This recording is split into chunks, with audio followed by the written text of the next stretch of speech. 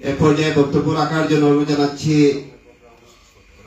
তপুর ছাত্র নেতা, সিলেট মহানগর সিলেট জেলা ছাত্রদলের সাধারণ সম্পাদক, দক্ষিণ সুরমা থানা ছাত্রদলের সভাপতি, প্রগতি উচ্চ বিদ্যালয় ম্যানেজিং কমিটির সম্মানিত নবনির্বাচিত সভাপতি মাসুম আলমকে বক্তব্য রাখার জন্য অনুরোধ জানাচ্ছি। বিসমিল্লাহির রহমানির রহিম। জাতীয়তাবাদী বন্ধু প্ল্যাটফর্ম লন্ডন টু সিলেটের আয়োজিত আজকের ঈদ পুনর্মিলন অনুষ্ঠানের গেট টুগেদার অনুষ্ঠানে উপস্থিত আমার শ্রদ্ধেয় দুজন নেতা ফয়েজুদ্দিন ভাই এবং এমদাদ ভাই সহ উপস্থিত বিএনপি পরিবারের সবাই, কারণ নাম নিয়ে আমি সময় নষ্ট করছি না, সবাইকে জানাচ্ছি আমার পক্ষ থেকে এবং আমাদের এই প্ল্যাটফর্মের পক্ষ থেকে ঈদ মোবারক। আসলে বিগত 15 বছর বলতে 2014 সালের পর থেকে এই বাংলাদেশে ফ্যাসিস্ট শেখ হাসিনার রেজিম চলার সময় আমরা দেখেছি প্রবাস থেকে, বিশেষ করে যুক্তরাজ্য, যুক্তরাষ্ট্র, অন্যান্য দেশ থেকে এদেশে আমাদের নেতাকর্মীরা আসতে পারেন না। এই গত 5ই আগস্ট ফ্যাসিস্ট রেজিম পরাজিত হয়ে পালিয়ে যাওয়ার পর আমরা দেখতে পাচ্ছি আমাদের প্রবাসী ভাই বন্ধু, রাজনৈতিক নেতৃবৃন্দ, নেতাকর্মীরা সবাই আসতে পারছে। এই যে মুক্ত পরিবেশে আমরা একটি ঈদ উদযাপন করতে পারছি, সেই জন্য কিন্তু আমরা প্রথমেই স্মরণ করছি যাদের রক্তের বিনিময়ে আমরা আজকে এখানে মুক্ত পরিবেশে উদযাপন করতে পারছি, সেই সকল শহীদদের আমরা স্মরণ করছি, সেই সকল আহত নেতৃবৃন্দকে যারা এখনো সুস্থ হতে পারে নাই। শেখ হাসিনার রেজিম বিদায় করতে গিয়ে তারা যে ত্যাগ স্বীকার করেছে, আসলে সেটা ভুলে থাকার নয়, সেটা একটা ইতিহাস। বাংলাদেশে 71-এর পর যদি কোনো বড় ইতিহাস আমরা রচনা করতে চাই বা দেখাতে চাই, সেটা হচ্ছে 24-এর 5 আগস্ট। তাদের রুহের মাগফিরাত কামনা করছি, যারা শহীদ হয়েছেন এবং যারা অসুস্থ হয়েছেন তাদের সুস্থতা দ্রুত কামনা করছি। আজকের অনুষ্ঠানে যিনি আমাদের এখানে এসে আমাদের অনুষ্ঠানটিকে মানে এই পর্যায়ে নিয়ে আসতে সহায়তা করেছেন আমাদের কেআর জসিম, যিনি যুক্তরাজ্য বিএনপির সহ সাধারণ সম্পাদক। বাংলাদেশের রাজনীতিতে আমরা পরিবেশটা সবাই দেখেছি। আমরা বিগত 15টি বছর শেখ হাসিনার রেজিমের সময় রাস্তায় দাঁড়াতে পারিনি। অনেক সময় আছে দেখেছি আমরা ছোটখাটো প্রোগ্রাম করতে গেলেও কিন্তু আমরা প্রচুর বাধার সম্মুখীন হয়েছি। এক পর্যায়ে এমন অবস্থা হয়েছে যেখানে মিলাদ করতে হলো শেখ হাসিনা ওয়াজিদের পুলিশ প্রশাসনের অনুমতি ছাড়া আমরা সেটা করতে পারতাম না। তখন যখন আমরা এই বাংলাদেশে আমাদের গলা চেপে ধরা হয়েছে, যখন বাংলাদেশে আমরা কথা বলতে পারিনি, যখন বাংলাদেশের মানুষকে কথা বললেই জেলে নেওয়া হয়েছে, সেই সময় বাংলাদেশের বাহিরে যদি কোনো ইউনিট, কোনো দেশের বিএনপি জাতীয়তাবাদী দলের কোনো ইউনিট সোচ্চার ভূমিকা পালন করে থাকে, তাহলে প্রথমে 1 নম্বরে যে ইউনিটির কথা বলতে হয় সেটা হচ্ছে যুক্তরাজ্য বিএনপি। যুক্তরাজ্য বিএনপির সেই সময়কার ভূমিকা বাংলাদেশের ইতিহাসে স্বর্ণাক্ষরে লেখা থাকবে। শেখ হাসিনা বলেছিল শেষবার যখন সে লন্ডনে গিয়েছিল, টেলিফোনে তার নেতাকর্মীদের বলেছিল যে যুক্তরাজ্যে এমন এক অবস্থার সৃষ্টি হয়েছে, বিএনপির প্রতিবাদের জন্য তাকে নাকি যুক্তরাজ্যের কোনো হোটেল থাকার জায়গা দিতে চায় না, তার বুকিং নিতে চায় না। সেই যুক্তরাজ্য বিএনপির একজন সহসাধারণ সম্পাদক, যিনি আমাদের মাঝে এসে আজকে অনুষ্ঠানটিকে আরো সুন্দর করে তুলেছেন, তাকে আমাদের পক্ষ থেকে আন্তরিক অভিনন্দন জানাচ্ছি। এখানে আমাদের যে প্ল্যাটফর্মটি, আসলে সকলেই জানেন এই প্ল্যাটফর্মটি কিন্তু আজকে নতুন আপনাদের সামনে। আমার সাথে জাহাঙ্গীরের কথা হয়েছে, জাহাঙ্গীরের কথাটা বলতেই হয়। আমাদের এমরান ভাই সাবেক নৌবাহিনী কমিটির সদস্য, দক্ষিণ সুরমা ছাত্র দলের একসময় ছাত্র নেতা ছিল, সে 33 ইউনিয়ন ছাত্র দলের সহসভাপতি ছিল। অর্থাৎ রুট লেভেল থেকে উঠে আসা একজন জাতীয়তাবাদী কর্মী হচ্ছে আমাদের হাজী জাহাঙ্গীর হোসেন। সে উদ্যোগ নিয়ে কিন্তু এই প্ল্যাটফর্মটার জন্ম দিয়েছে। তার কথা হচ্ছে সে কেন এই প্ল্যাটফর্মটি জন্ম দিয়েছে, তার যে বক্তব্য আমি শুনেছি বা আমার কাছে মনে হয়েছে, সেটা হচ্ছে আমরা অনেকেই যুক্তরাজ্য যাই, অনেকেই লন্ডনে যাই। লন্ডনে গেলে আপনি যদি ব্রিকলেন হাঁটেন, আপনি যদি হোয়াইট চ্যাপেল হাঁটেন, আপনি যদি বেতাল গ্রিনে হাঁটেন, আপনাকে 1 কাপ চা খাওয়াবে বাঙালি অভাব নেই, অনেক আছে। কিন্তু আপনাকে নিয়ে বসে সবাই একসাথে আড্ডা দেবে, সেই সময়টা হয়তো সবার থাকে না।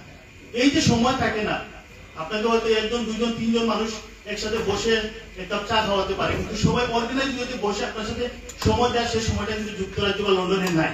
তো তার উদ্দেশ্য হচ্ছে এটাই, বা তারা যারা এটা প্ল্যাটফর্মটি করেছে, যে এখান থেকে কেউ যদি আমরা যুক্তরাজ্যে যাই, তাহলে তারা এই প্ল্যাটফর্মের মাধ্যমে চেষ্টা করবে সবাইকে নিয়ে বসার। আর তাদের এখান থেকে যদি কেউ এখানে আসে, অর্থাৎ বাংলাদেশে আসে, তাহলে আমরা যারা এখানে জড়িত আছি, আমরা যেন তাদের নিয়ে একটি সৌজন্য বৈঠক করতে পারি, তাদের সবাইকে নিয়ে আমরা গেট টুগেদার করতে পারি। তো এই উদ্দেশ্যটা অত্যন্ত মহৎ। আমি তাদের এই উদ্দেশ্যটা সফল হোক সেই কামনাটাই করছি।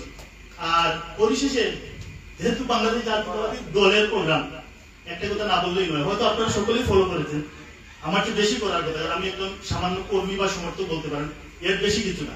আপনারা সকলেই হয়তো ফলো করেছেন, ইদানিং বাংলাদেশ জাতীয়তাবাদী দল সবচেয়ে বড় যে সমস্যাটা মোকাবিলা করছে সেটা হচ্ছে সোশ্যাল মিডিয়া। এই সোশ্যাল মিডিয়া বাংলাদেশ জাতীয়তাবাদী দলের বিরুদ্ধে যেভাবে ব্যবহার হচ্ছে এই মুহূর্তে, অর্থাৎ 5ই আগস্টের পর থেকে এখন পর্যন্ত, সেটা কিন্তু কল্পনাতে। সকলের ফেসবুক অ্যাকাউন্ট আছে, হয়তো অনেকের এক্স হ্যান্ডেল আছে, অনেকের ইনস্টাগ্রাম আছে, অনেকের টিকটক আছে। আপনারা যদি একবার আপনাদের প্রোফাইলটা দেখেন, আপনাদের টাইমলাইনটা দেখেন, আপনাদের এই সামাজিক যোগাযোগ মাধ্যমে প্ল্যাটফর্মগুলো ঘুরেন, তাহলে দেখবেন সেখানে অসংখ্য বিএনপি বিরোধী প্রচারণা চলছে। সেই প্রচারণা কেন চলতেছে? কারণ এখন মানুষ কিন্তু 5ই আগস্টের আগে মানুষ একটা কথা শুরু করেছিল বলা, যে আমাদের স্বাধীন বাংলা বেতার কেন্দ্র হচ্ছে ফেসবুক।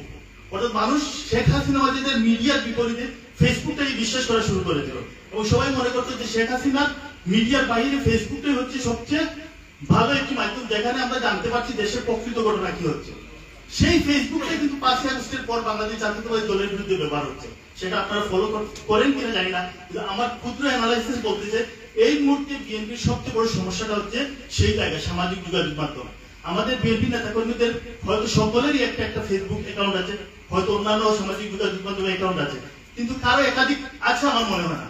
কেউ 3টা 4টা 5টা অ্যাকাউন্ট করে রেখেছেন তাও মনে হয় না। কিন্তু আমার আপনার প্রতিপক্ষ যে সংগঠন, তাদের কিন্তু এক একটা কর্মীর 3টা 4টা অ্যাকাউন্ট আছে। তারা বট আইডি দিয়ে আপনার প্রতিটি পোস্টের নিচে বাজে কমেন্ট করতেছে। কিন্তু আপনি কি করতেছেন, আমি কি করতেছি? আমরা দেখতেছি বিএনপির বিরুদ্ধে প্রচারণা হচ্ছে, আমরা দেখছি, খারাপ লাগতেছে, এটা এড়িয়ে যাচ্ছে, ভালো লাগতেছে, একটু মনে সান্ত্বনা দিয়ে হাসি খুশি করে চলে যাচ্ছে। কিন্তু আপনি জানেন, আপনার একটা শেয়ার যদি বিএনপির একটি ভালো কাজের একটি উদ্যোগের, ভালো কোনো প্রশংসনীয় কাজের একটি নিউজের যদি আপনি একটা শেয়ার দেন, সেটা কিন্তু আরো 50 জনের কাছে যাবে। আপনি যদি একটা লাইক দেন, লাভ দেন, তাহলে সেটা কিন্তু আরো বেশি প্রচার হবে। কিন্তু আপনি কি করলেন?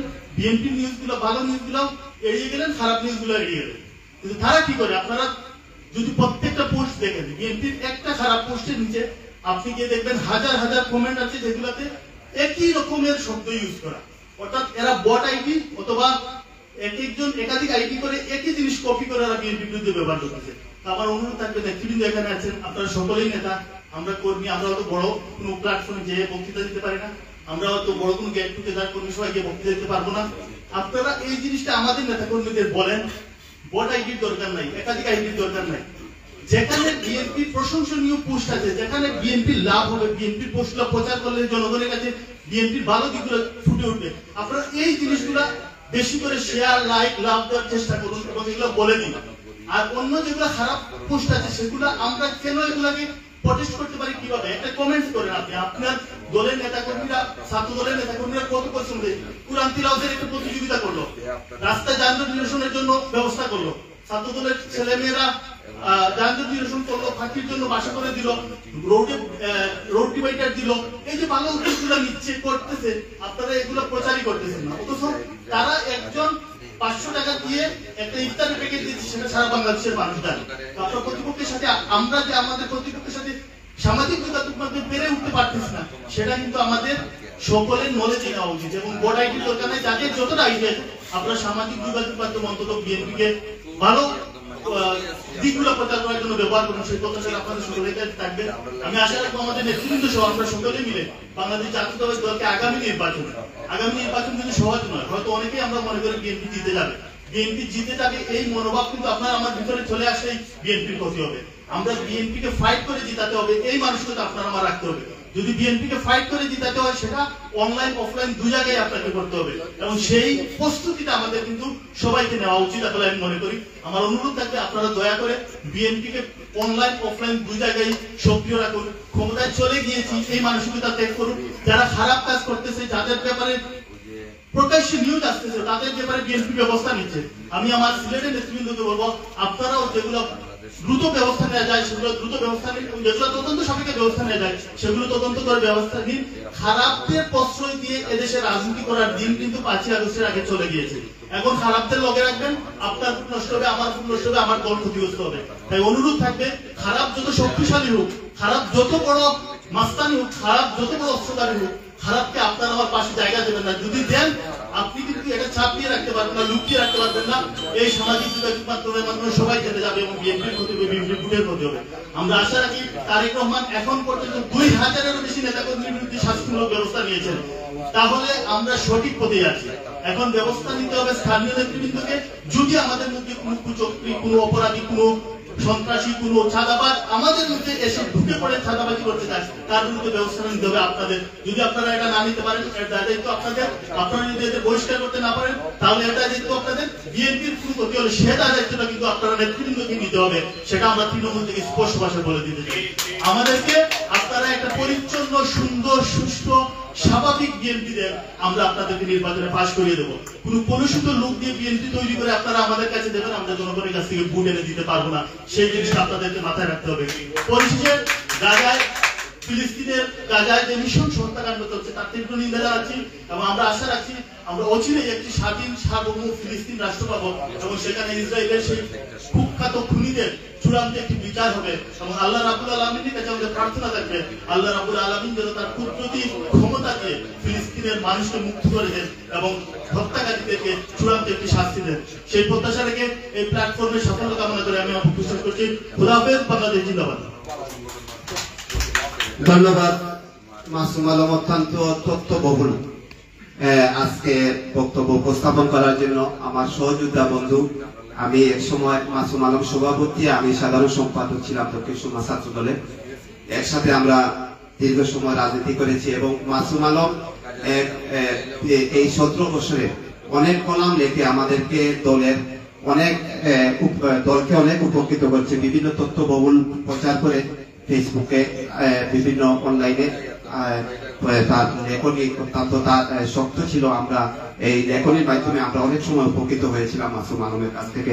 ধন্যবাদ মাসুম আলম, অত্যন্ত সুন্দর বক্তব্য রাখার জন্য। আমরা